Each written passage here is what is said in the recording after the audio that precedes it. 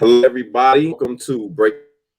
As you can see, we have somebody else on the panel today, and it's very special. Okay, so before we get into this, I got to read something to you guys because it was profound to me. We're hitting a lot of topics today, right?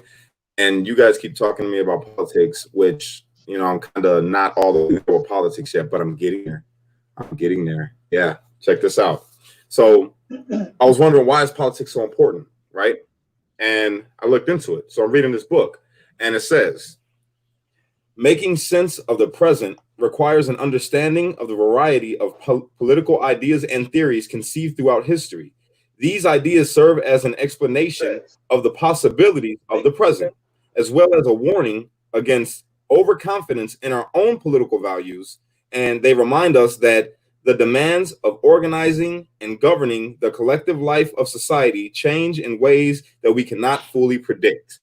Now, that to me was profound because of everything going on today in our society. Okay. We cannot predict, what's going to happen. We can only look at history and what has happened before and what has happened, in long time before up until last week. You know what I mean?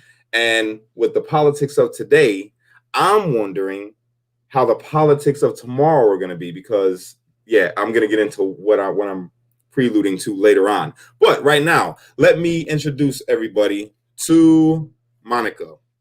Monica? Hi, guys. How are you doing today? I'm great. I'm a little beat. That was a long walk I took this morning.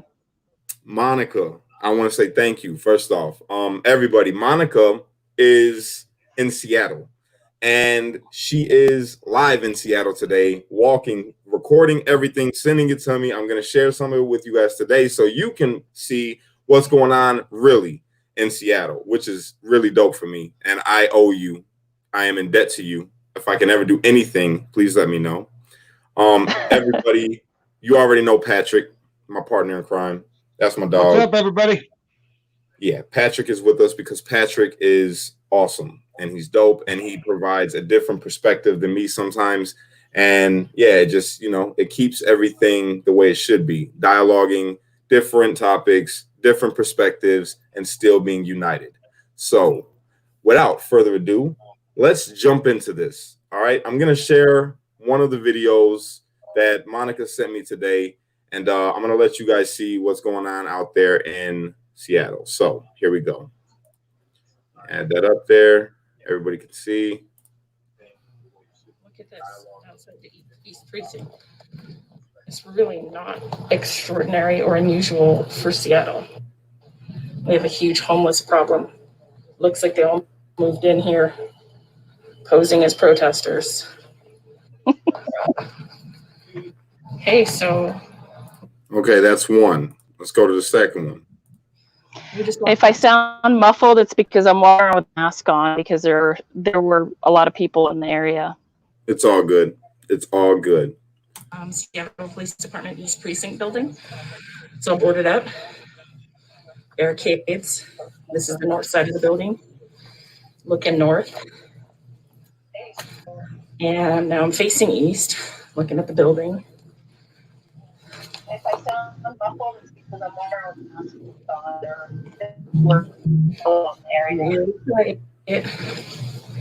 It's about 11 a.m.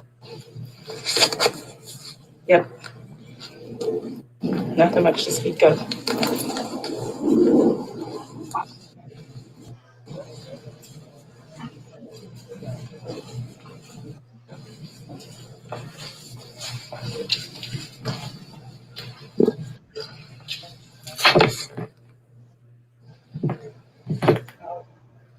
This super professional videography.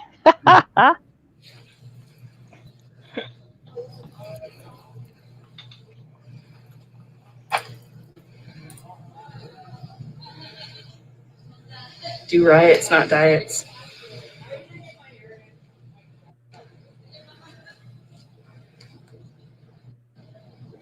Racists don't have to be statues to throw them in the river. United we stand, divided we fall.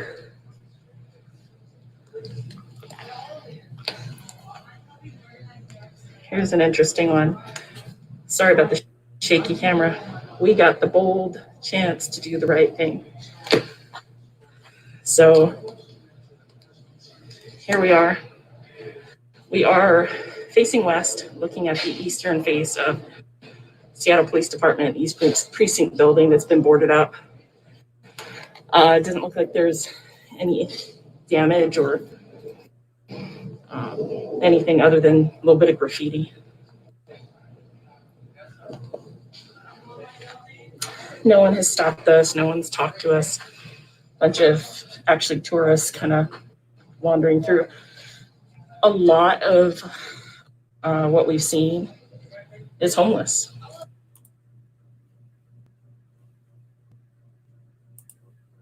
Okay.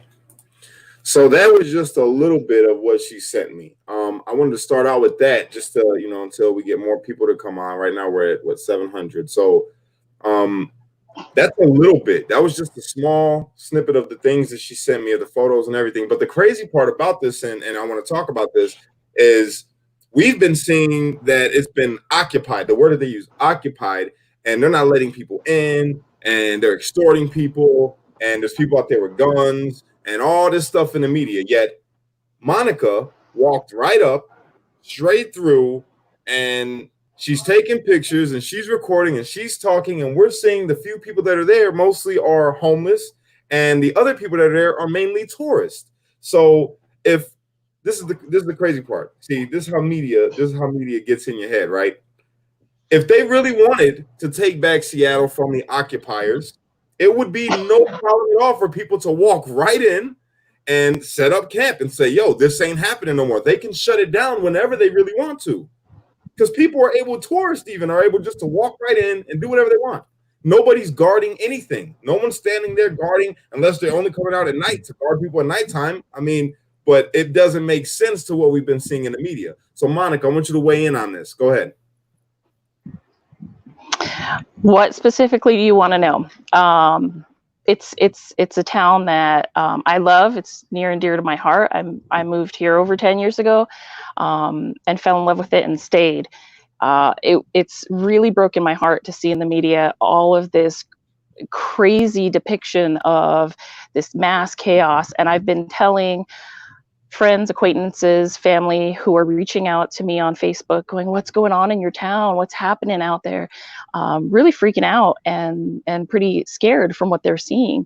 I think really honestly what hit home, Cash, was I was watching one of your videos and you, I think it was the first one you posted about Seattle, and you had it up to here and you were just going off, and I was like, oh, just listen. It's really not like that. So it, like I told you earlier, it was literally just a walk in the park. There, we walked the entire perimeter of this so-called zone. We went up and down every one of the streets.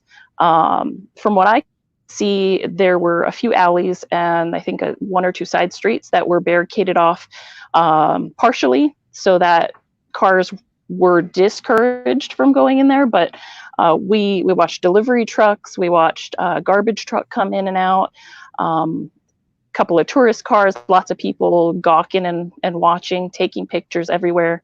In fact, everywhere I looked, everywhere I turned, there was another sign that said, no photos, no video without permission, like of, on people's tents. Okay. So one of the people are asking, what about the night? Because that's in the comment section right now. They're saying, is it different at night? So can you tell us how it is at night and in that part of town? I would imagine, I'm not gonna pretend that I was there at night. I'm gonna imagine that it was, it might be a little scarier because it's concentrated. Once the sun goes down, just like any big city, I go out there by myself. But that being said, I don't have a sense that it's any different than when those so-called protesters are not out there. I do think that, the criminal element comes out at night. I think that the darkness is a setting for crime undercover, and I would believe, just like Patrick mentioned the other day, that it could be a different world.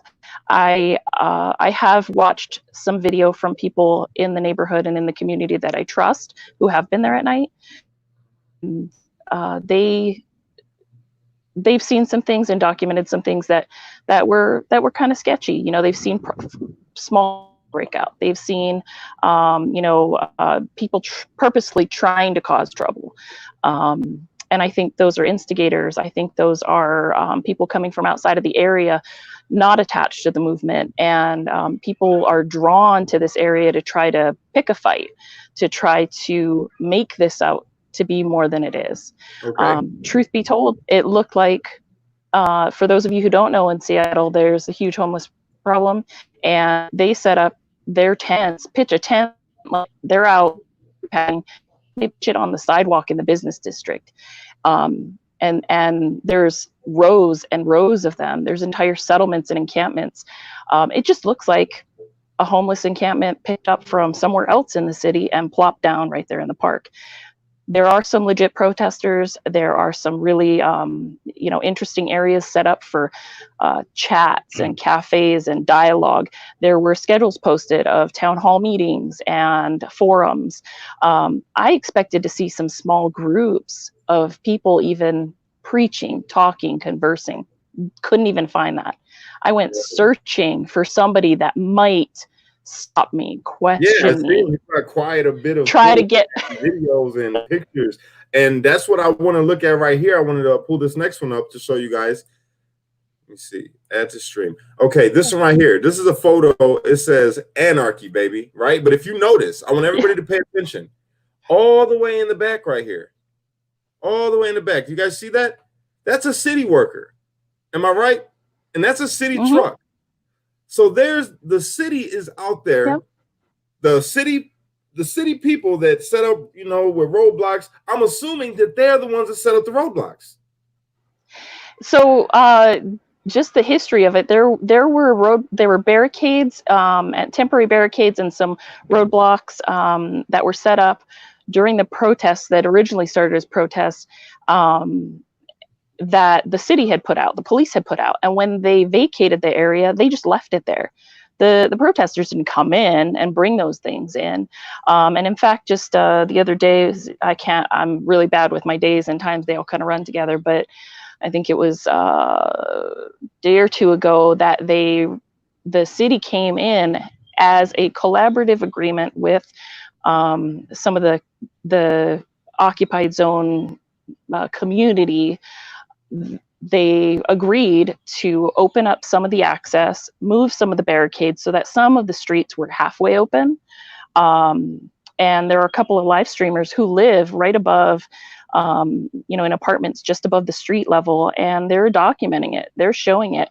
I actually waved up through the window at one of them who I follow all the time. I stopped one of them on the street and I was like, "Hey, you're so-and-so. I've been watching your citizen journalism." Really, everybody who's actually attached to the protest, pretty calm, quiet, collaborative, respectful. And other than that, there are a lot of crazy people. There are a lot of drug addicts. There are a lot of homeless, a lot of immigrants. There were people, kind of scuffling here and there with the homeless, people that are very obviously homeless and vagrant. But there were no protesters misbehaving. I think you saw one of my videos, Cash. There was some music in the park. Yeah. Really nothing terribly exciting. It's kind of boring. Yeah. I just got a picture pulled up right here, right? It says, oh, sorry, guys. Hold on. Let me pull it back. Okay, what did I do? What did I do there? Oh, that one. Yeah, that's a good one. But that's not what I want. What am I doing? Okay, what are you looking at? Hold on. Hold on. I'm trying to get this figured out. I'm new to this, guys. Hold on. I'm pulling it up right now. Pat, how do you feel about technical difficulties? I'm just enjoying watching you struggle. Yeah, I bet. I bet. Okay, this is kind of like what I talked about the other day when we were talking about this, and I said, I bet you both are probably true. You know, in most situations, the truth is almost always found somewhere in the middle. Yeah. You know, one source of media lets us think that it's some crazy peaceful hippie utopia. Well, it's obviously not that. I mean, the videos are pretty clear on that. And the other source of media tells us it's this violent, you know, guns everywhere, people getting stopped, you know, kind of crazy. And it's probably really not that American. either. But that doesn't mean some of that's not there. True. Check this out. This is interesting to me. Now, let me show this. Okay. Oh my God, I did it again. Okay, there we go. Now, right here. Let's pull this up. Now, first off, it says, "Dear non-black photographers, all right, before photographing, why are you photographing? For personal gain or to help the movement? If you're profiting off your photos, is a percentage of the profits being allocated towards organizations that are helping the Black Lives Matter movement? Have you educated yourself on systemic racism and your potential contribution to it? During photographing, are you making sure not to infringe on protesters' ability to protest? Being mindful not to photograph or film people's faces without consent? Are you prohibiting space for Black photographers to document? Are you making sure to cover the protest as it happens, refraining from omitting or exaggerating parts that may further an inaccurate narrative? Are you showing up to support or showing up for spectacle? After photographing, before posting and sharing, have you properly protected the protesters' identities by completely blocking out faces, tattoos, and easily identifiable clothing? This applies to both pictures and video documentation. Police have shown out in full force to arrest protesters, protesters days, weeks, and months after protests, analyzing footage and photographs to confirm people linked to the protest demonstrations. These arrests can be reduced by prioritizing the protection of protesters' identities. We've already seen that police officers have no problem exaggerating people's part in protests or entirely falsifying encounters. If your work lacked diversity prior to documenting these protests or highlighting Black pain, what is your plan going forward to diversify your work? That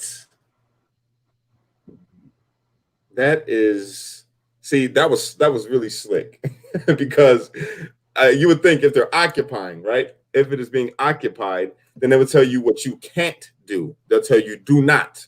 You know what I'm saying? Instead, they ask the question, are you? Leaving the choice up to you. Okay? So I don't know, man. We got video, we got pictures, we have someone on the ground saying it's not what they're saying it is.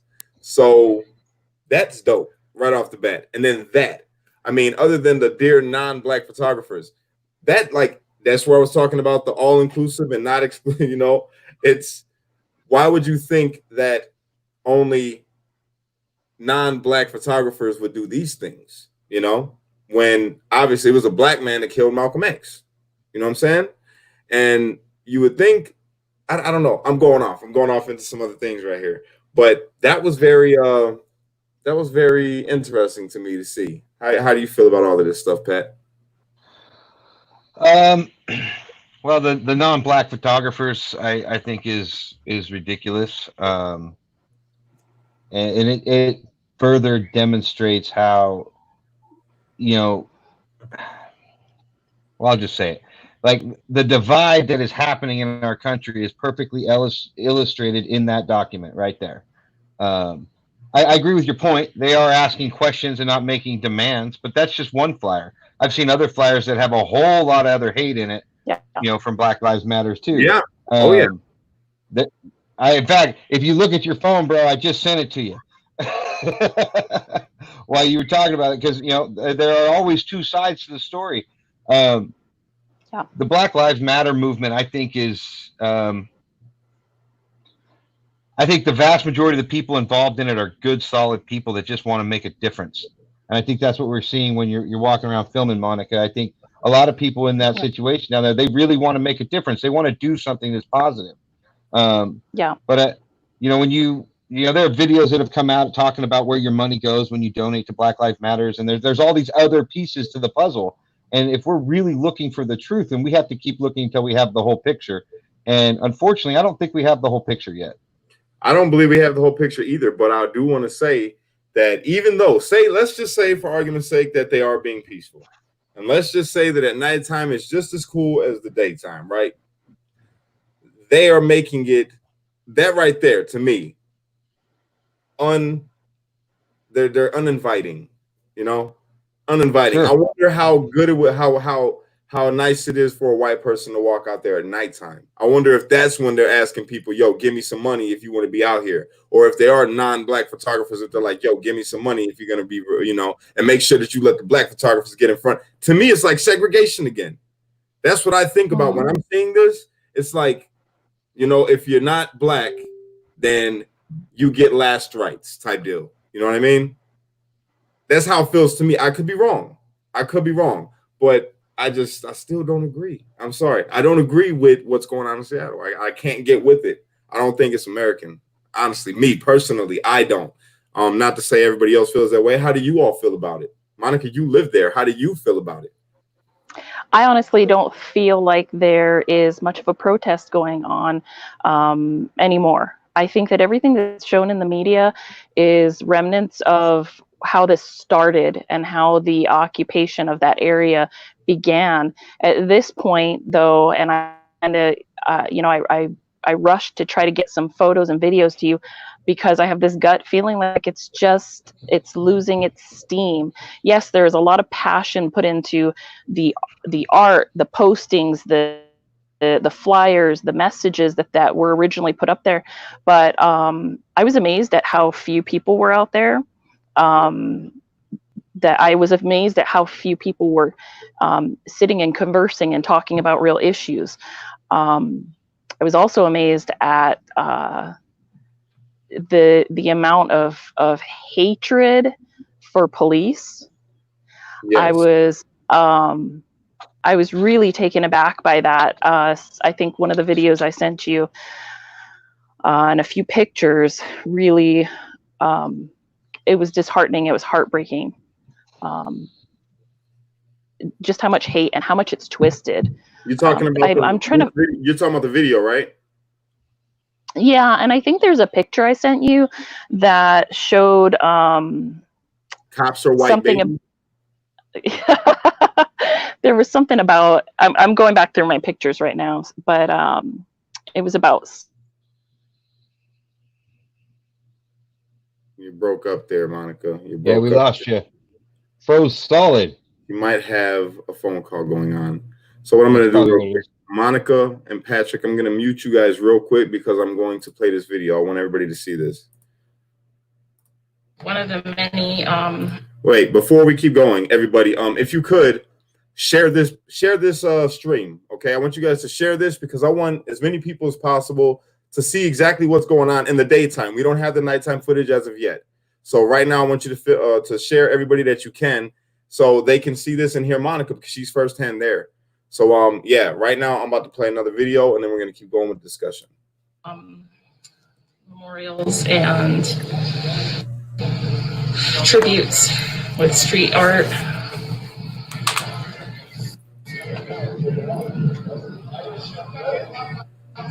There's a lot of names here. Richard Brooks, Dominique Fells, Raya Milton. We will not forget you. Justice for Breonna Taylor. Barricade, half of a barricade over there says no cops. But we walked in without a problem. There's not anybody stopping us.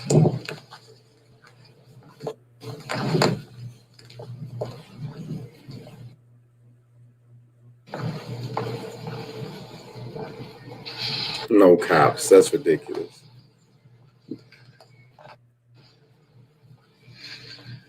So cash your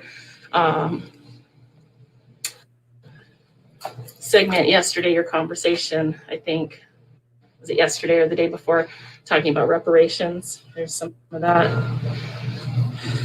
Police are the domestic terrorists. Cops kill. So does gentrification. We don't work. You can't make us. Interesting.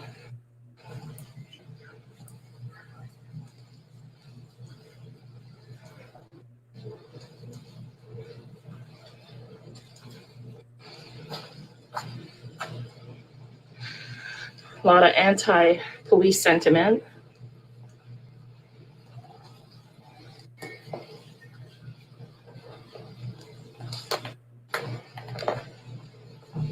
And not much interesting to see here. So, do you guys see how she is so free to walk? That to me is right there. It goes against the media entirely. Okay, right off the bat, because she's able just to walk right in, walk all through this place, filming, recording, as a non-black photographer or a non-black, videographer, and yeah. And then I'm looking at the comments, right? And they're so right. Vandalism. That's vandalism to someone else's property. And what's it's so crazy to me is that the mayor and all of them are okay with this.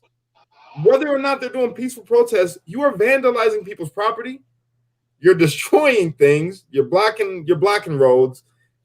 It's not cool. I mean, I get it if they want to let them, it's peaceful protests and they're in the city, people pitching tents, that's fine. But they have totally vandalized the entire block. Yeah. Monuments, they spray painted. They've put all these things about, the police and white people and all these other things. And it's just like, dang, you know what I'm saying? It's crazy. And it's not cool. I can't get with that. I don't agree. I agree with protests. I agree with standing for a cause. I don't agree with that. That's just not right. This is not right to me. Pat, you want to weigh in? So, yeah, I think we need to be careful calling it an occupation, right? Occupation, implies that they took it over. It wasn't taken over. It was handed to them. The mayor ordered the police to stand down. A city councilwoman led them into City Hall, and the governor is backing the move, right? So this isn't an occupation. This was just simply given to them. And then we watch as the media turns around and starts spitting us a narrative that grossly contradicts each other and then what we're actually seeing. And this is the point I was trying to make the other day. My fear is for all those people that are in that area that are part of this CHAZ area, that you guys are being used. You're being set up. There is a whole lot of moving parts here, and it's like you're being manipulated. And then, you talked about tents. You brought tents up. Seattle has the highest homeless population in the country, and it has for a long time. It's absolutely horrific, the conditions that some of those people live in over there. And it's something that, should have been addressed a long time ago, but yet it hasn't been. And there's no real answers to it because so many. There's so many. I don't know, Monica. You might have a better idea how many, but I know it's a lot historically. It's a lot. I don't have a number for you. Real quick, Monica and I were talking earlier today, right? And what she was telling me, she goes, if you walk through Seattle, homelessness is a real thing, right? And most of the tents that you would see other places have now came to this part of town. So a lot of the people that you're seeing there are the homeless. It's not even really the protesters anymore. The protesters have came and they've gone and they've came and they've gone, but the homeless are still staying right there. It's like the homeless are taking over the whole thing. So I'm wondering, could it be the homeless people going up to people and being like, yo, you're white, give me some money? You know what I mean? Who knows? I don't know. I couldn't tell you. But it's so much that we're not being told that I'm thankful for you, Monica, that you're able to walk around out there and you're from this town and you know all these things that we don't. So go ahead. Give us a little bit. I was just going to say, when you're talking about money and you were asking me earlier, if you'd heard rumors of extortion and demands for money. And my response to you was that there's no more of that going on than with the usual Seattle panhandlers. Perfect. That's great. I also have another video. I got one more video I want to share. Hold up a second. It kind of makes me wonder though, who's actually being played? Is it the American people, or because it doesn't seem like there's a whole lot of people down in there, down in this CHAZ area, at least while you were there.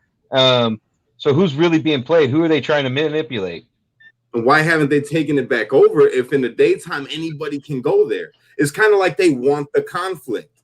They want it. Why though? That's the question. Why? Well, look at what are we talking about right now? Most of America is talking about these things that we're talking about. And why? Why haven't they gone? There's got to be an end game. That's what I tell everybody all the time. What's the end game? If there's really nothing going on over there like they're saying, and it's not as bad as they say that it is, then what are they hiding? What's going on under the surface? What's going on behind our backs right now while we're sitting here talking about these things? My grandpa used to always say, whenever there's a big story in the news, that's not what you need to be watching. You need to be watching what else they're doing, right? Like that's what you need to be paying attention to, what's happening behind the scenes, because that's what's really happening, right? Their narrative is falling apart though. So now we've got so what's next? Where's the next big push? Are they going to continue to push this? Is this is this going to become regular life for us? Like I don't know. I don't know what their end game is. I know a lot of people in the comments are bringing up Antifa, and they're asking like, when are we going to talk about it? I was going to bring that up next. Yeah, so I just want to say, like, part of the reason we're not really saying a whole lot about Antifa is because it's really hard to get facts. Like, it's really hard to get facts, you guys. Like, we're like, there's a lot. I've got opinions, but if I sit here and spew my opinions to you guys, then I'm no different than the media.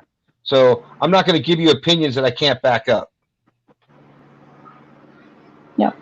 Yeah. I just want to chime in really quick because I'm trying to watch some of these comments, looking down here, and there are some comments about live stream and some credible sources. Now, I want to really, really put out there, because I don't want to seem like I'm trying to represent an entire city. What I was trying to deliver for Cash, everybody who's watching, was just to give him some perspective that he reached out to me, and we connected person to person. He knew I was not mainstream media. He knew I wasn't some, an online bot or some actor who's paid to go in and be a professional writer. He said, "Hey, just take a look around. Tell me what you see." And so when I'm putting this out there, I'm not trying to represent anybody's experiences. I'm trying to give you an objective picture of what it looked like today at 11 o'clock.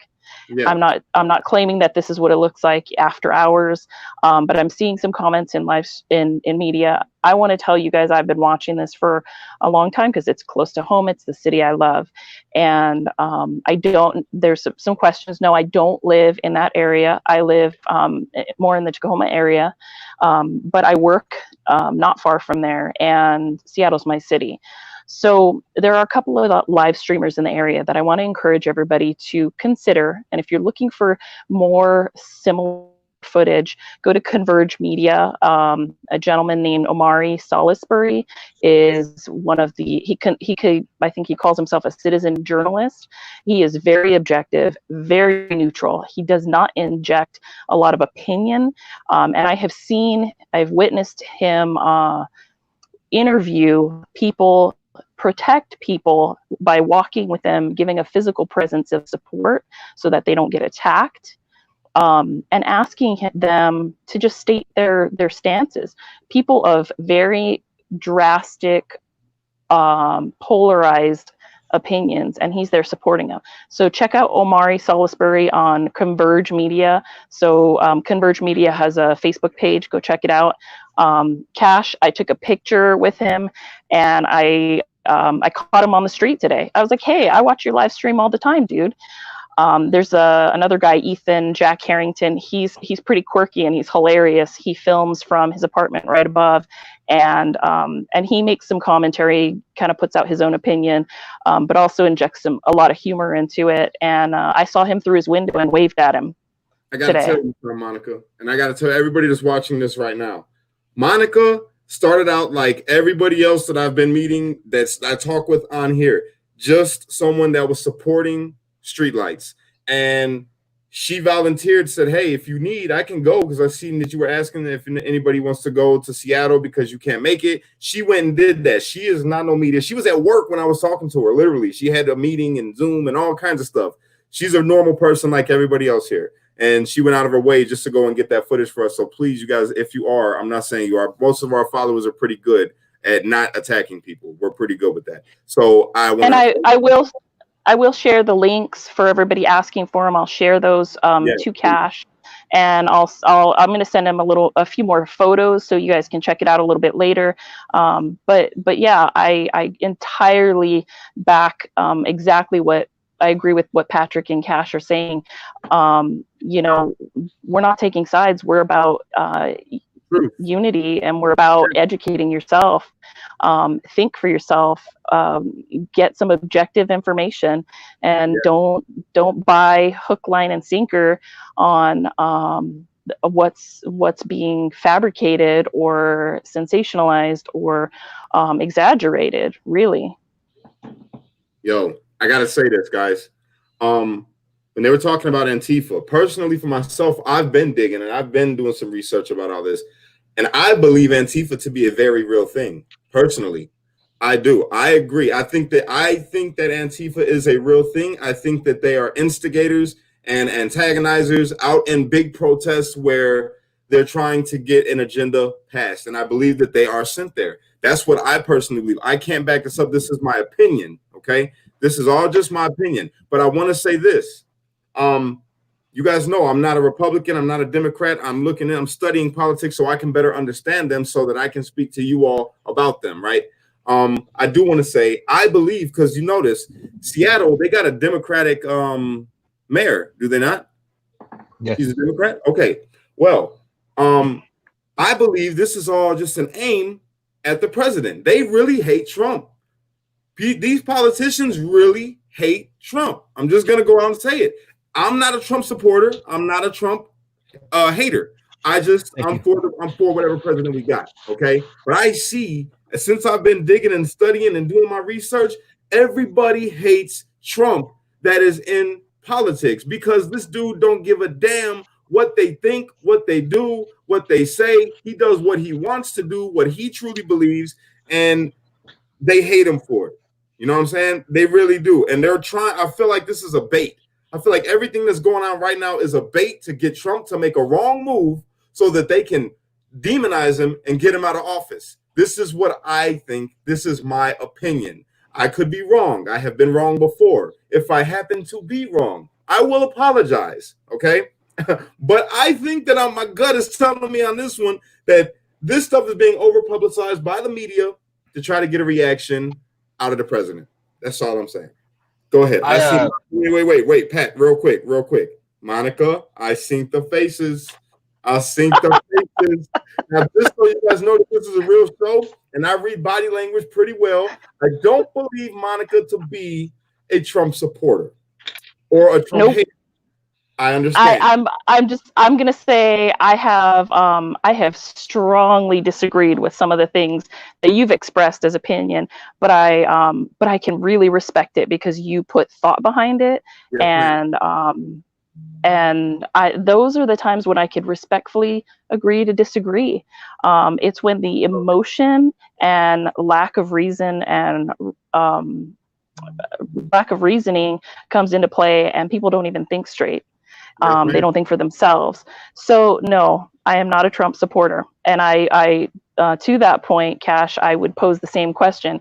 Local leadership are being vilified for the things that are going on.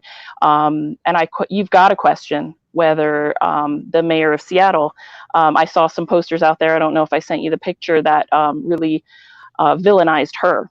I have seen the police chief, Seattle Police Department Chief Carmen Best, villainized. I have seen our Governor Jay Inslee villainized.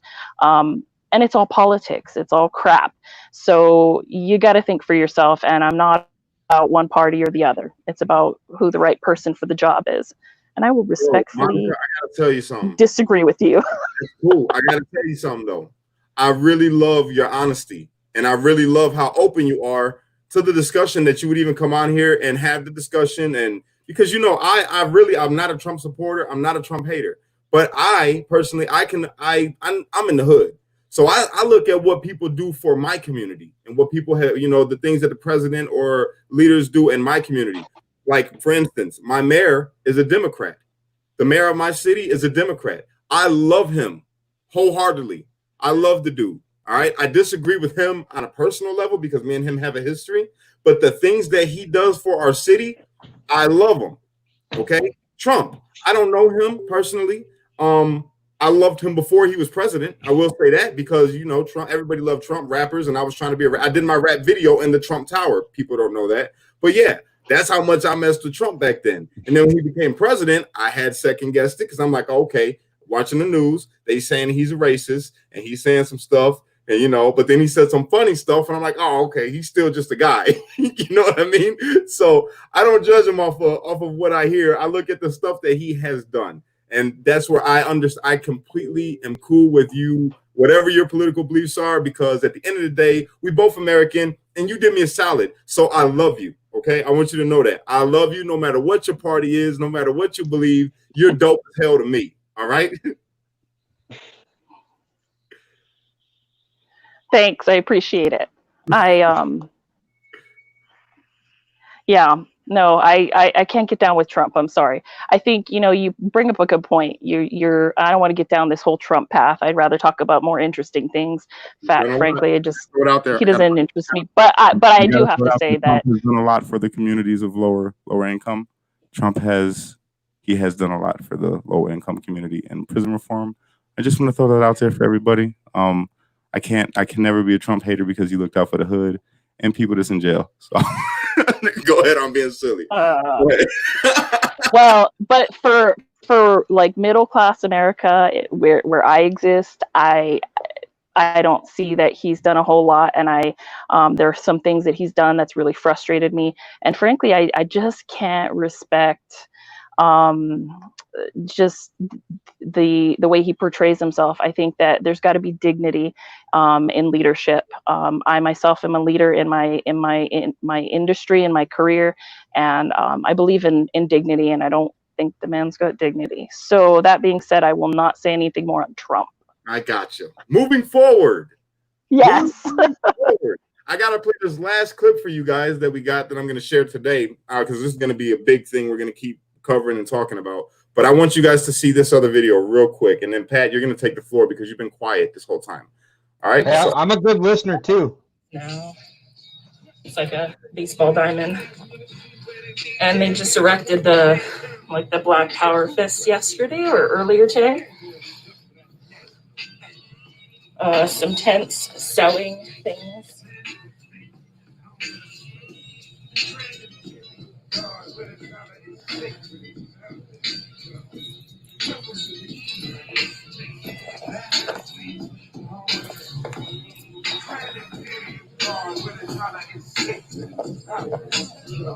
Oh, shoot. We can't see the video. Sorry. Let me go ahead and go back. My bad. I'm over here watching it on my screen, not even thinking about you guys. Sorry. I just looked at the comments. That's how I know. Thank you, Kayla.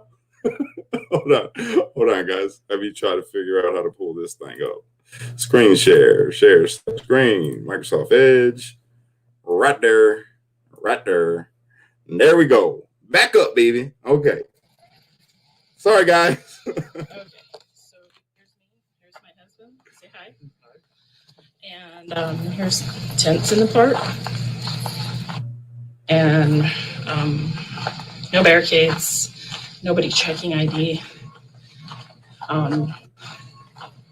No huge crowds yet, but we're just making our way through the park. Just entered through the northwest corner and heading down to the straight south along the west edge of the so-called CHOP.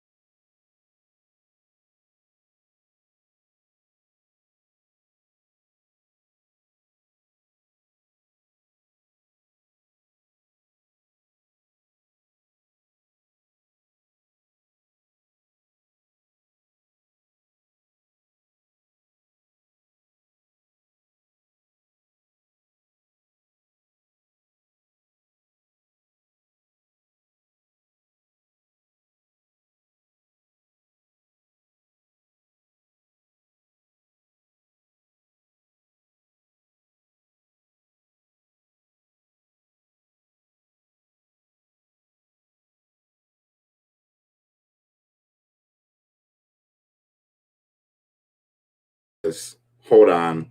I got to remove this because I didn't add the audio. That's my bad. Y'all, it's not my fault. Let me unmute you guys real quick while I handle this. I'm going to take myself out. You guys go ahead and talk. I'll be right back. I'm going to get this thing set up. Okay? Be right back. Patrick, you've been really quiet. What have you got to say? Well, I don't know if you guys noticed, but I had a pencil. I write notes so I can remember my thought processes as we go through this, because we sometimes cover a lot of stuff. Cash was speaking a little bit about Antifa earlier, and I agree with him on Antifa. For all of you guys listening, I mean, I agree with him that they are real. It is a real thing.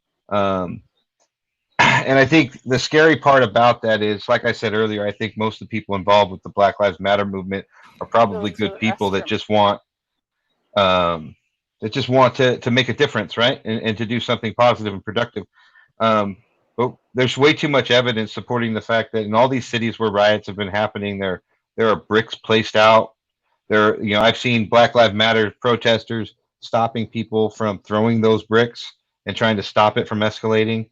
And that's a kind of a crazy thing to think about, when yet they're the ones that are painted as, the aggressors. But I don't think it's actually them. I actually think it's probably more likely to be this Antifa group that likes to keep so many secrets. And again, so whoever's behind the Antifa group, then it's an interesting question, because they're literally profiting off of Black Lives Matter at that point. And that's an interesting point of view to look at. And so I find that to be really interesting. Your thoughts on Trump? I'm sure everybody's really curious as to what I think of Trump. So I'll go ahead and hit it. There's a lot of his policies that I fully support, and I think they're great for us as a whole. But I also think that he's an asshole. And even if Trump's watching this himself, like, I'm going to go to him like the same message I've been saying to everybody. We have to come together as a country. And his words are just as divisive as other leaders on the other side. So regardless of the fact that I agree with some of his policies, I do think he's an asshole. And yeah, I know I got to throw some money in the cuss jar, but he's really an asshole. Like the things that he says, the way that he talks.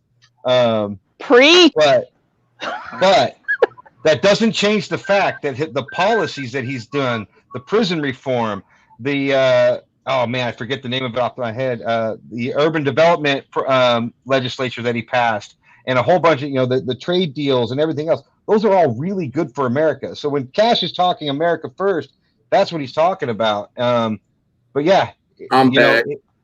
We noticed, we saw.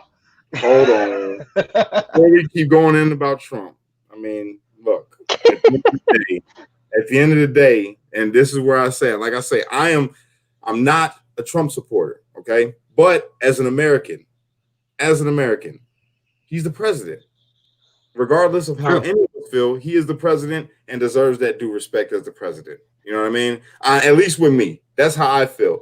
And he talks he talks crazy, but when you're rich and you're not in the job for the money, you're not in the job for the fame, you're not in the job for the women, you're not in the job, what else would he be there for other than if he's really trying to help? That's like I say, I always look at the end game. I have an answer to that. Regardless of what he says, how he is as a person, on a personal level, how he is, has nothing to do with the things that he does in America. The man has done nothing but made strides to make America, like he said, great again. You know what I'm saying? He has. Nobody can take that from him. The dude brought back jobs, still. He brought back the money to the hoods, for black people, for the lower income communities. He did that prison reform, which definitely affects, because who makes up most of the prison is minorities. And he did prison reform to where if you're a nonviolent offender and you just say you got a drug charge or something like that, you get to come home. He released 50,000 people from prison that were nonviolent offenders. He helped a lot of families get back together that were locked up for some BS. I'm sorry. I can't get with that. And I would say that if it would have been a black president, white president, Democrat, Republican, it don't matter. If you're doing good for the country, you're doing good for the country. His words may be a little offensive sometimes. Maybe he doesn't speak the best. But I guarantee you, if he had a mouthpiece like Obama, whom I loved Obama, if he would talk like Obama, that dude would went down in history as the greatest president that America's seen since the last great president that America's ever seen. Just saying. The other point I'd like to make on that too is, I don't know how many of you guys remember the 2016 election run. It was a foregone conclusion that Hillary was going to win, and Trump coming out of nowhere to pull it off. I mean, they literally laughed at it on the news. And ever since then, regardless of whether you are a Republican or a Democrat, you have to see that man has not gotten a fair shake in politics or in the media at all. They don't even talk about the good things that he does. So it's really frustrating when I see something good that he does and it doesn't even get covered. And it's like, how are people supposed to know when it doesn't even get talked about? And that's frustrating. I'm a big anti-media guy. I don't like mainstream media on any channel, because from the best I can tell, only about 25% of anything they say is actually accurate, and the rest of it is just their opinions, and most of us can't tell the difference. Hey, Pat, not to cut you guys off. I'm not trying to cut anybody off, but I got to get back to this video because everybody couldn't hear it. I need them to hear this because she went and walked a long time for this, so I want to get this out there and not let it be in vain. So I'm sorry, Miss Monica, for not sharing it right away. I'm going to get it out right now. I promise. Doing it now. I promise.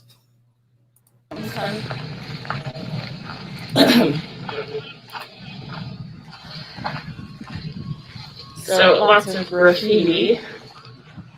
We'll keep walking.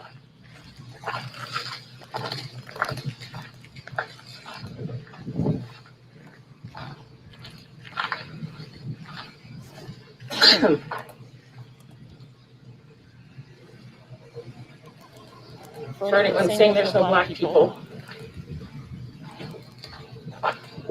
And there's the garden, their own little vegetable garden, public facilities, restrooms.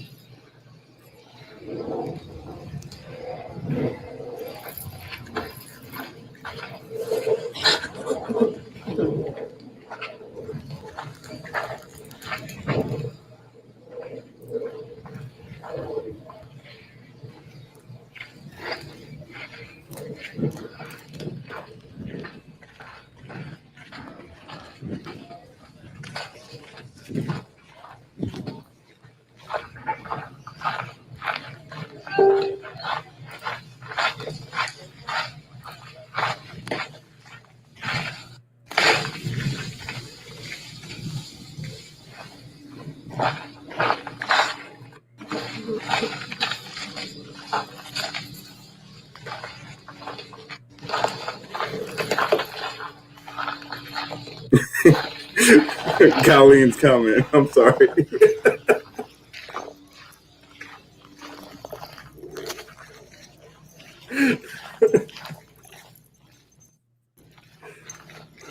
Okay, so we're just gonna stop it there because it's just she's just showing, on that one. There we go. Let's go to this one. Okay, so I'm on the ball fields now. It's like a baseball. Time out. Everybody look at Colleen Bending's comment. That was great. Everybody take a moment to laugh, please. I want you guys to laugh at this comment. Look at it.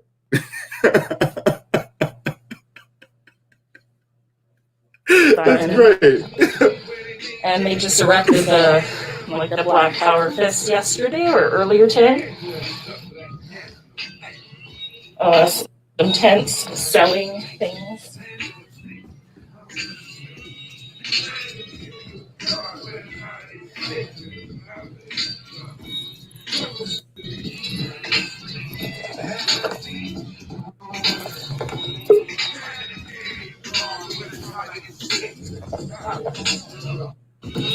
So as everyone can see, all right, as everybody can see right there, Tone, I see you in there. I got you, Tone. Give me a sec. I'm gonna bring you in a minute.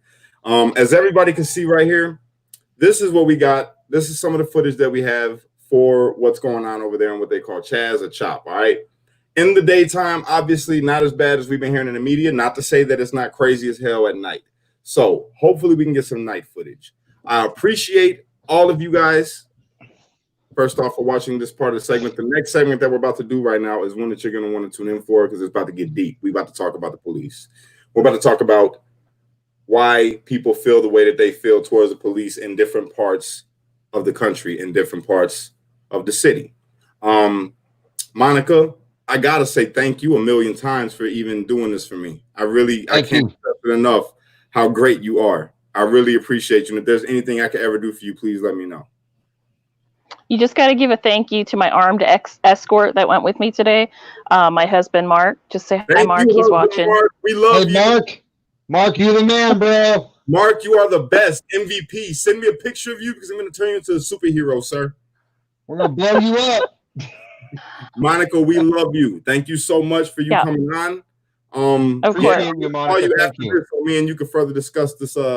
Maybe you could teach me a little bit because you said you had some things that you felt about, the president. I want to know. I want to talk to you about that personally, just person to person.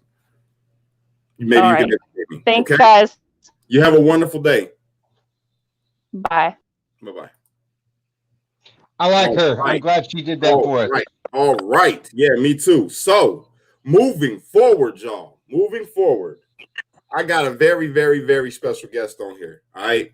I got to introduce you guys. This dude, blood could not make us any closer. We grew up in the same neighborhood together from the mud, literally. This is one of my closest brothers in the entire world, even though we both are fathers now and life has been moved, so we don't get to hang out the way that we used to.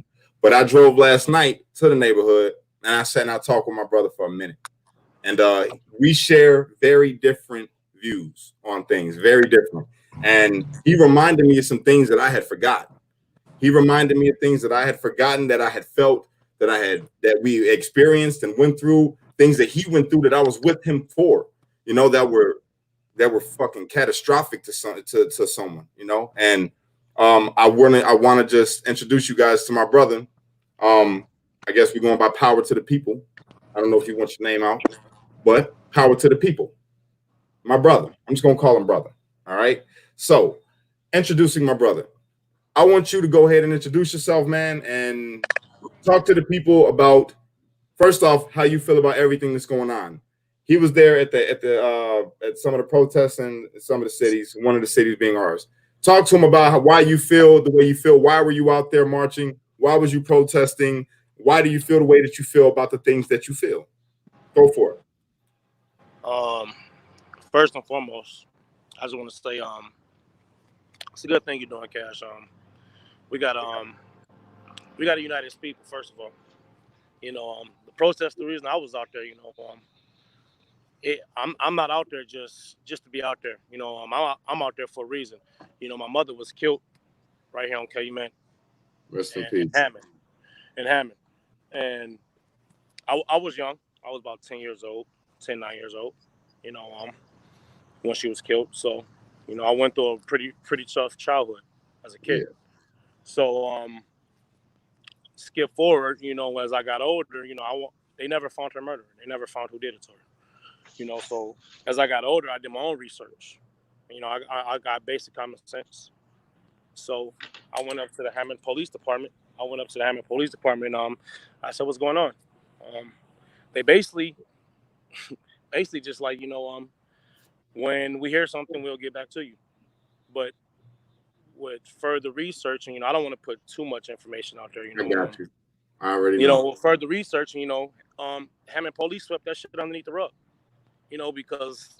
Because somebody they knew that knew somebody had something to do with it. They know who did it. I know who did it. They just swept that shit underneath the rug because, that's what it is. She wasn't politically connected. She wasn't. But that doesn't give you the right to not solve her murder, and you know who did it. This happens all the time. My mom, she died in this happened in 1999. So it's always been even worse, man. We had to grow up in that community. My brother used to, we stopped eating at the place where it all happened at just because of, that was the only way that we could show our bro like, yo, we with you. I remember when it happened, and that messed my bro up. Big time. Oh yeah, for sure. It tore me down a lot as a kid. who wouldn't it turn out? You know, my mother was a strong black woman. She was. Yeah. You know, for her to get killed like that, you know, and then for Hammond police, I wouldn't say Hammond police, but the detective, you know, they all together. You know, for them to sweep it up underneath the rug like it was nothing, you know, that bothered me.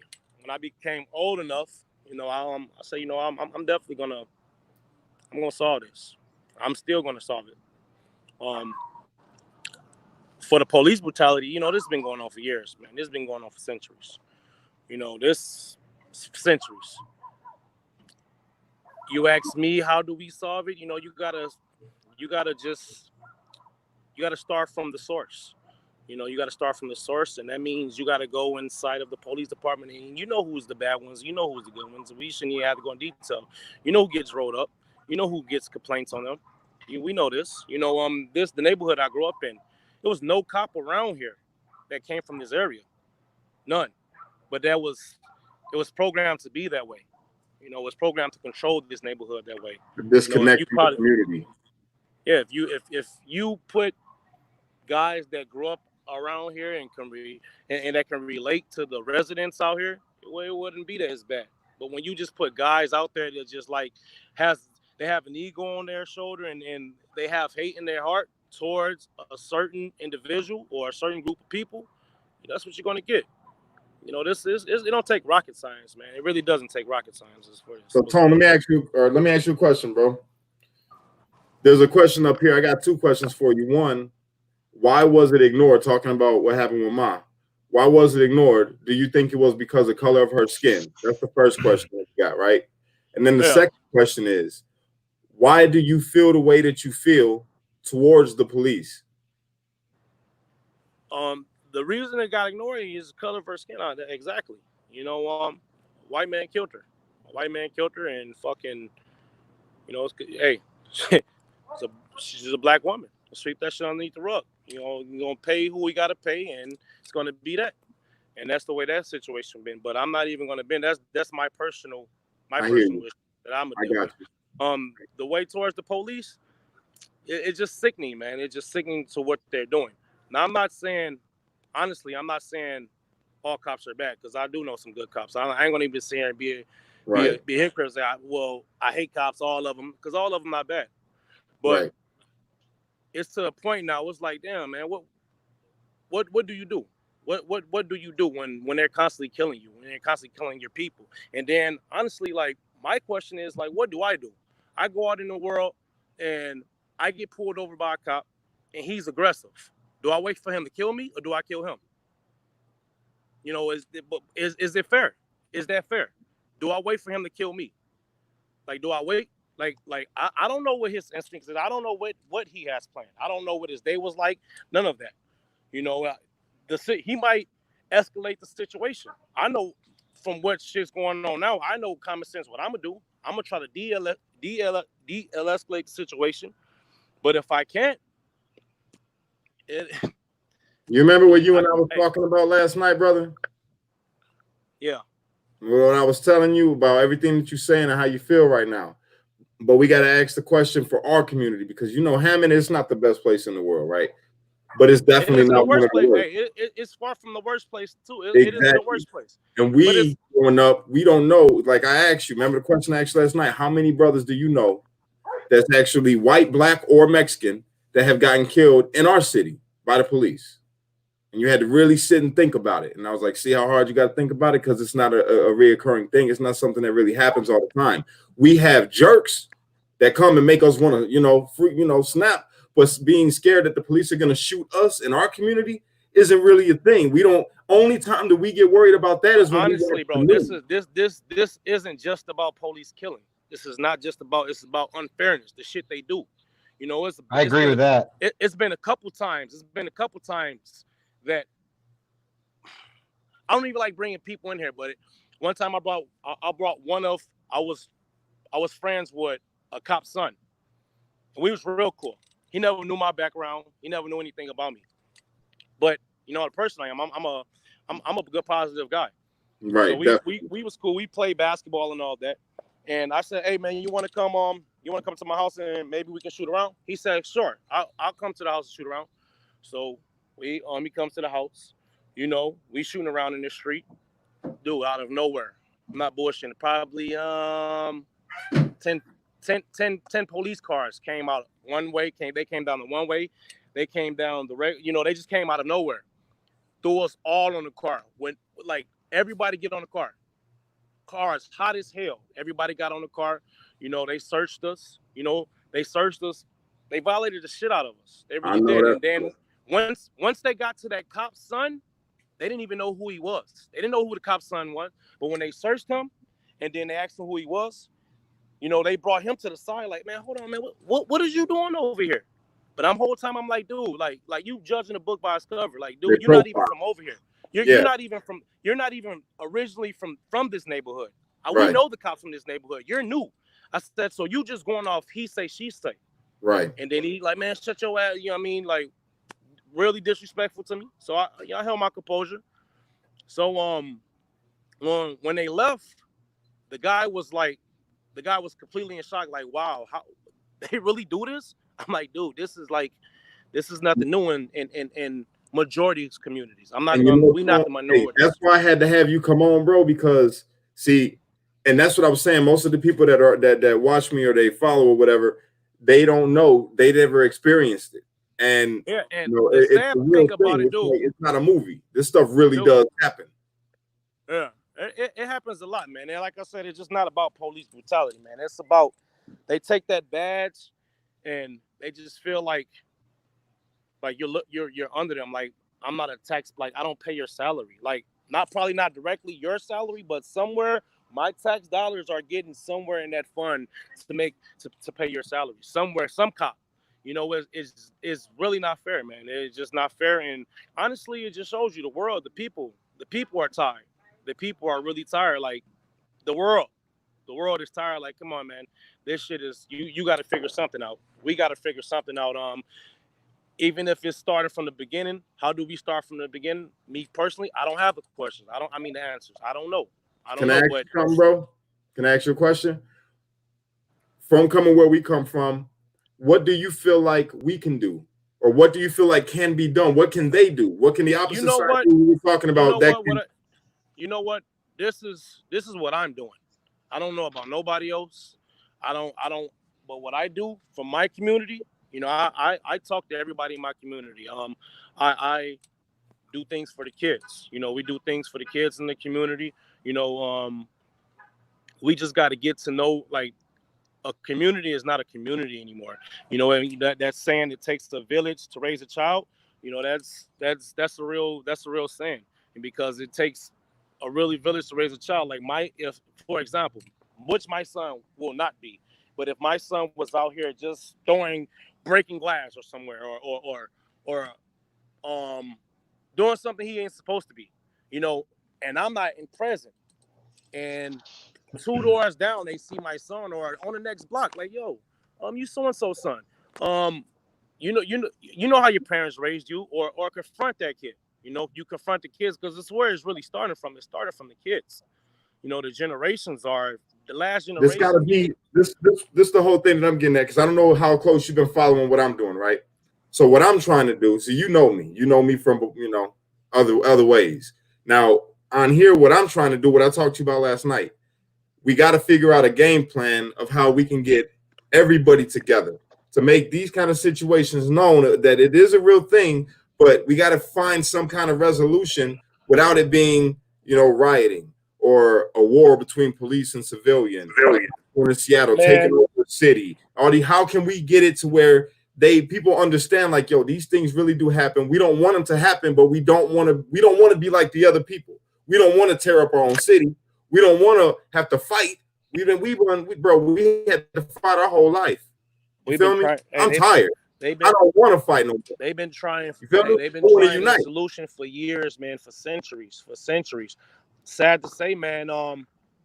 People with masks on, they don't want peace. They don't want peace. This is not what they want. They don't want to hear positive things. You know, that's why the media throws so much bullshit out there, because they don't want positive energy. They don't want that shit. You know, if you put the flame out, now you got a problem. Who put the flame out? Now a silent killer gonna come kill you or whatever the situation may be. You know, you never know who's watching this video. Like, you know what? He's connected, them connected, they're connected, they're connected. We don't want this. We want to run the world. And, you know, sad to say, I don't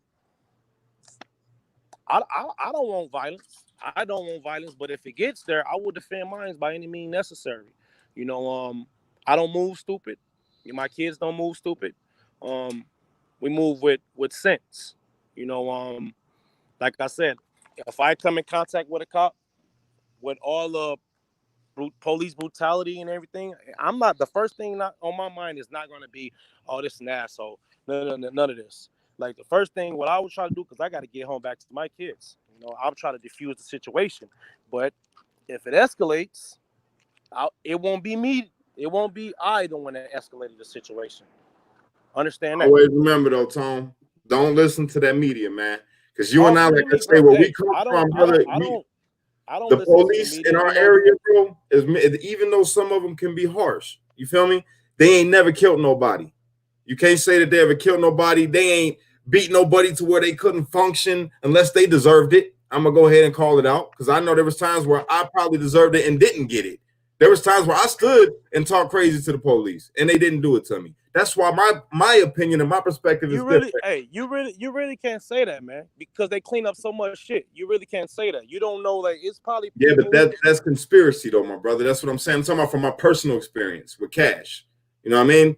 What I've experienced. And that's why my stance is just a little bit different. What I want to do is unite them, unite everybody, because at the end of the day, they are just people in the uniform. And some of the police now from our community live within our community. You'll see their car. Like, remember Chuck? Chuck lived right there on Aller Street. Never bothered nobody. You remember that? He lived right there on Walker Street. He never bothered nobody. He was cool. He come out, say, hey, his brother would sit out there and smoke a joint with you. You know what I'm saying? Yeah, but that wasn't for that. That wasn't for the community. That was not for the community. I'm just saying he was there and he didn't cause a issue is what I'm trying to get at. And that means that not all police can be categorized as these dudes that want to get out and beat us. Because at the end of the day, just like every black person in the thug. So if that was the case, you see how you you got this platform, you're speaking about police brutality and all this extra. You know, why don't some of them good cops come out and, you know, and put them out there? Simple as that. You put the names out there, okay? They started to. That's what I'm saying. It is what it is. Because if that's like me going to work, you know, I'm in the union. Yeah. I'm in the union and I go to work and I see one of my union brothers do something against company policy. You know, that's going to affect all of the brothers in this, you know, it's going to affect everybody. Do I sit there? Do I just be like, you know what? Nah, I can't. I ain't going to say nothing because this is a brotherhood. Or do I confront this brother? And then once I confront this brother, you know, depend on your rank, man. Honestly, it depends on your rank, because some of them cops do. Some of them cops is just. I really lost for words, man, because I don't want to. I don't hear you. I don't. All I'm saying is, my brother, remember, like I said, this is all I'm saying. Like how we talked last night. You feel me? What we talked about last night, it's got to be something else that can be done before it gets to the extreme. We have to figure out how to de-escalate all of it before there's even a confrontation. Because what the media's done is they made every city, whether they have police brutality or they don't have police brutality, have in their mind that these cops want to brutalize me. You know what I'm saying? They've got to hold this. So now you have people that can't relate to what me and you are talking about, worried about things that you and I have to worry about when they've never had to worry about them. So they're creating a fiction that's in these communities now that it's never was there before. And it's got everybody tense. It's got everybody on, you know, the cities. There were cities that mostly it was just like suburbs, and they out there standing toe to toe with the police, and they throwing rocks for what? Because these police, they never did, you know, this community don't got none of the violence that we got. You know what I mean? And then that's another thing what I was telling you about last night. With, okay, we mad about the police brutalizing each other, but we got to be mad too about the people in our communities that hasn't grown the way that you and I have, that are still out there brutalizing the community. And they ain't got a badge on. You feel me? So we got to stand. Remember what you and I talked about, locking arms, everybody together, everybody that's standing for good, everybody that's standing for cleaning the community, everybody that's standing for ain't none of this nonsense going to be going on. You know what I'm saying? It's got to be that all the way across the board. We can't just cast some people out because they got a badge. Cast some people white. So easier said than done, man. It is so. Hey, man, it takes one person, bro, and we got two right here. You and I, we live in the same community. You and me right now. There's two. That's two. That's two more than what there were. And I believe that me and you in that community can get a lot done. And when we had this event in Hammond, I'm hoping to God that that's what's going to happen. And I hope that you out there with me, locking arms. You feel me? Yep, I understand that, man. I do understand that, but this is, like I said, you gotta do some soul searching, man. You gotta do some soul searching, and you know, believe me, I've been thinking, like, dude, like what can we do to contribute to this world, man? You know, like, okay, I'm gonna bring up an incident. You know, my son is 10 years old, and a little girl, he was at a park playing, and a little girl came up to him and called him a nigger. That's the story I was going to ask you to share next. Go ahead, share the story. Hey, my son, he was real hurt. He was like, "Dude, what kind of hate did, you know, what I do for her to hate me, to even call me that?" You know what? My first instinct, I did want to just, you know what? I ain't gonna even say what I wanted to tell him, but I did tell him. I said, you know what? If you see her again, you tell her I'm sorry you're ignorant. You know, I'm sorry your parents raised you ignorant. You know, because that is very ignorant. You spreading too much hate out here. We need to spread some love. It's no love. You know, it's easy to spread hate. That's so easy, but to actually love a stranger, shit's hard. I don't know why, but it is. So I just told my son, you know, are you a nigger? Do you know? You know what it is? And he know what it is. I told him what it is. But again, I told him, I said, just don't be ignorant to it. You know, you got every right to defend yourself. She didn't put her hands on you. Yeah, she said some words, but she's taught that way. You know, as kids, you're taught that. You know, I ain't gonna raise my kids to, oh no, hate white people or hate the cops. No, you have some of the best behaved kids that I've ever met. Like, your kids are very well behaved. They're proper. Yeah, that's real ignorant for me. That's set my kids up for failure. You know, worst case scenario, you never know. Never know when is your last day on this earth. I can make this video and be fucking dead 10 minutes after this video. Just saying. I'm just saying. And then what did I leave my kids? You know, a lot of hate. Now, we ain't gonna spread no more hate. We want to spread some love. But then again, please don't get it fucked up, because the love, don't take that love for weakness. I hear you. It's too much hate out here. You know it is. But if you come to my doorstep with some hate, you got no choice but to return the same energy you given to us. You know, we don't want that. We definitely don't want that. I don't want that. But enough is enough. And like I told my son, I say, hey, man, your next 20 years, you might have to live as a warrior. I don't know. From what this shit, because this is history. You know, this is like, dude, the world is like mad. The world's mad. At first I was real frustrated. I was real mad. But I sat there and I just thought, and what could you do? You know, what could you do but try to spread the love? You want to spread some energy. You know, I'm gonna tell you something, brother. And I don't want to take up too much more of your time. I know you said you got the in-laws over. First off, I want to tell you that I love you. And I mean that. I love you. You know how much I love you, bro. You feel me? And I'm very proud of you, man, because they don't know you. None of these people know you. Yeah. Hey, I want you to know, bro, from the bottom of my heart, I'm very, very proud of you, man. From the man that you are, to the dad that you are, to the solid, true friend that you've been to me my whole life. I appreciate you, and I'm always going to have your back. And I'm always going to be here. If you call, I'm always going to pick up.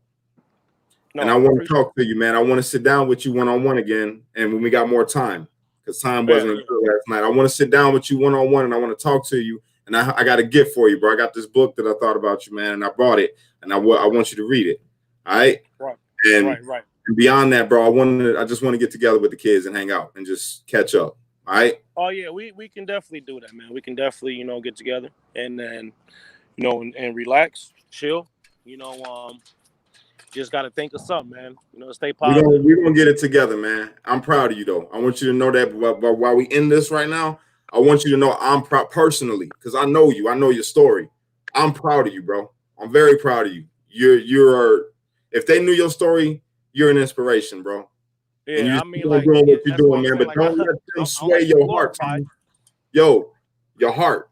Don't let Yeah. what you see in the media, don't let what these people say, don't let what other people doing switch up the strides that you've made and change the heart that you've built for yourself. All right? Oh yeah, no doubt. That ain't even a question. That's not a question. I definitely Yeah, will never I return back to appreciate what you he said. taking the time to come on here and speak, man. I really do. All right, my man. Hey, enjoy and be careful, man. You know it, my brother. I'm gonna call you after I'm done, man. I love you, brother. All right, my man. Love, bro. Come on. That's one of my closest brothers, y'all. Now, he's rough around the edges still, but he's got a heart of gold. He's been through some things. And if you knew everything that he's been through, that man should have a chip on his shoulder for law enforcement for the rest of his life. He should, by all rights, hate the way that America is, you know, as far as the judicial system. He's got every reason to be angry at the world. And he's been fighting things, man, with himself for a long time. And to see him now, I'm very proud of him because he's a hard worker. Y'all don't know him, like I'm telling you. This dude is a hard worker. He's a fantastic father. He's a fantastic husband and just an all-around good friend. He coaches basketball.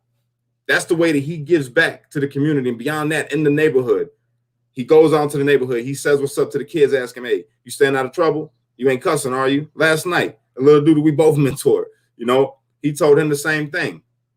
And he's just a good guy. So I can't wait for you guys to get to know him a little bit better. But yeah, we've gone way over. We've gone way over here. I appreciate everybody that stayed in tuned. Dan, Patrick, what you want to weigh in on, man, for everything that you've seen tonight? I hope your friend, I don't know his name, but I hope he sees this, and I want to tell him, I don't know him, but I absolutely love him, and I'm proud of him, and I can see the hurt in him, and I can see the love in him too. And I know you and I have talked about just briefly last night. You'd said some things to me about him, and as he's talking, I couldn't help but think back to one of the things I said when he was talking about his son and the way he handled that situation. And I thought back to one of the first things I said on, I think on the first episode we did together. We have to teach our children a better lesson, right? We have to teach a better lesson. They're watching us. And that's exactly what he's doing. And to that, I tip my hat. Like, it ain't just the two of you either. Like, it's not just the two of you, Cash. Look at the viewers right now. Look at all the people around the world that are watching us. Like, we are all in this together. And I can't think of a better community to start with than Hammond. I'm sorry, I can't. That's exactly what I'm gonna do.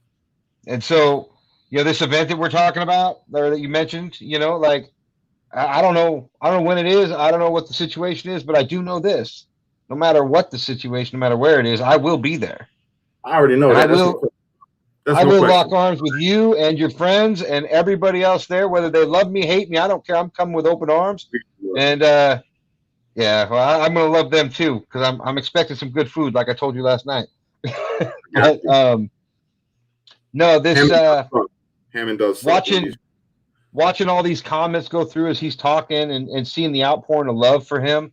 You know, he asked, like, what do we do? This right here, guys, this is what we do.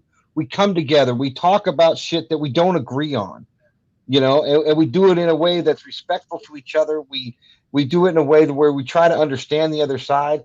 And at the end of the day, when it comes time for action, which that time will come for all of us, we go together.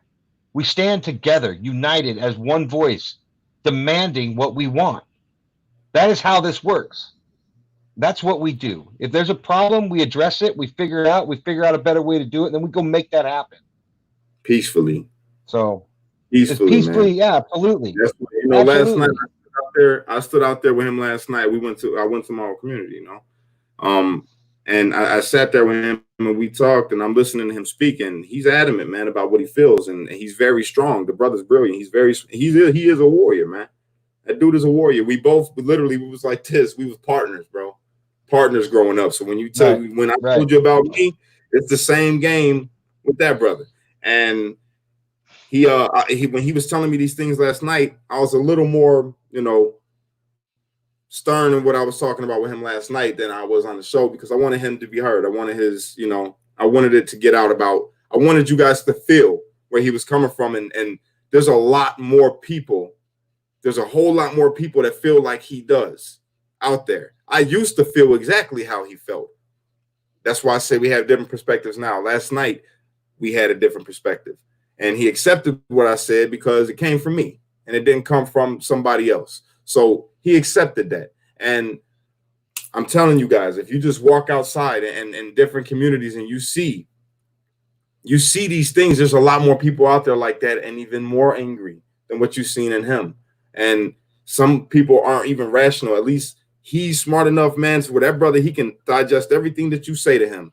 And he'll take all of that and he'll process and he'll think on it. He's not the type that's going to speak right away. You know, he's the type to sit and he's a calculated thinker and he's always thinking and he always ends up doing the right thing. And that's another thing. That's why I know that once this movement takes off in Hammond, when we do this first event, I guarantee you guys, you'll see my brother. You will see him standing next to me. I guarantee you'll see him be a part of this. And I guarantee you're going to see him changing and him growing just like you see me, because that's just the type of person he is. I got more faith in that dude than a lot of people in the world, because I've seen him do he should not be even the way he is right now. For him to be how he is right now, it's the same as me. I should not be sitting here right now the way that I am. I should not. And I am. You know what I'm saying? He is another one. He's an anomaly, just like myself. And I guarantee you he's going to be a big part of what we do. I'm speaking that into existence right now, and I'm going to be praying for it because I want that. He's a good dude, and he will be a key component in unity, man. Straight up. He's strong. That being said, thank you guys for staying as long as you did. I know we went way over tonight. It's becoming a thing, I guess, that we just stay over, Pat. We should just schedule more time. Yeah, I am exhausted. I have not been sleeping. I'm telling you, I am freaking exhausted. I gotta sleep tonight.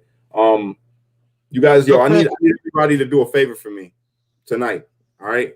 I want everybody here, whether you're religious or not, no matter if you're a Christian or Muslim, atheist, whatever, I don't care. Whatever you are, I want to ask everybody to pray first for this movement, that it does affect everywhere where it touches.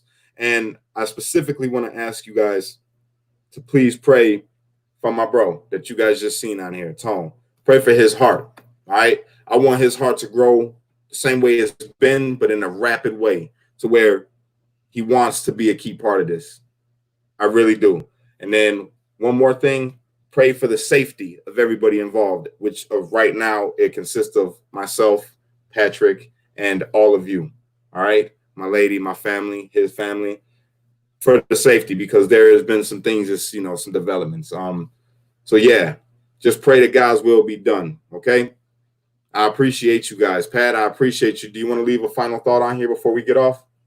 As always, I love you guys. If you didn't see my earlier video, share our pages. Let's get the word out. Let's grow this thing. We got a lot of work to do, guys. We got a lot of work to do, and I'm looking forward to doing it.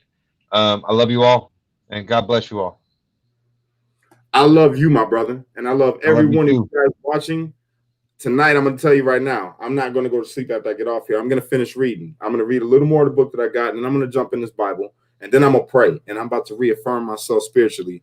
I've been trying to do it, but I'm going to get more on that, all right, because I feel like we got to be prepared for what's to come, and prayer is a big way to do that. I'm going to meditate on what I read tonight, and we're going to keep on going. This is not going to stop. This is just the beginning. This is all happening fast, and it's just the beginning, and I am hopeful for what's going to come from it. And I appreciate every one of y'all. And I'm praying for every one of you guys too. All right. Let's not change our hearts into a negative way, man. And people that got their heart of stone, let God make it a heart of flesh. And let it beat for unity. Let it beat for peace. Let it beat for oneness. All right. United. United we stand, divided we fall. After that, I'm signing off. That one wasn't a poem. I didn't do it right this time, but hopefully make you guys laugh. All right. I love everybody here, man. Love you guys. Pat, Love you guys. Have a good one. y'all have a good night. Pat, love you, my dude. Have a good night. I'm signing off. Love you, brother.